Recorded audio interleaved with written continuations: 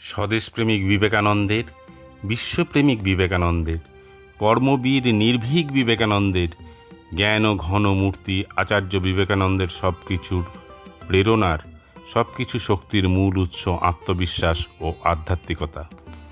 আবাল্য স্বতঃস্ফূর্ত ঈশ্বর বিশ্বাস ও বজ্র দৃঢ় ইচ্ছাশক্তি সহায়ে বহু ঝড় ঝঞ্ঝাময় দুর্গম পথের উপর দিয়া অটল পদক্ষেপে চলিয়া তিনি সর্বাগ্রে বিশ্বের চরম সত্যকে প্রত্যক্ষ করিয়াছিলেন।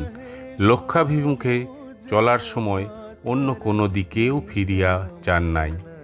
আধ্যাত্মিকতা মানুষের মধ্যে কি প্রচণ্ড শক্তির বিকাশ ঘটাইতে পারে, নিজ জীবনে তাহা প্রত্যক্ষ করিয়া এবং বুদ্ধির তীব্র আলোকে মানবজাতির ইতিহাস তন্ন তন্ন করিয়া লক্ষ্য করিয়া তিনি বলিয়া গিয়াছেন যে বাহ্য প্রকৃতি ও অন্তঃপ্রকৃতি এই উভয় প্রকৃতির সহিত সংগ্রাম করিয়া উভয়কে জয় করিয়া চলাই মানবজাতির যথার্থ প্রগতির, যথার্থ কল্যাণের পথ, কোনটিকে বাদ দিয়া নহে।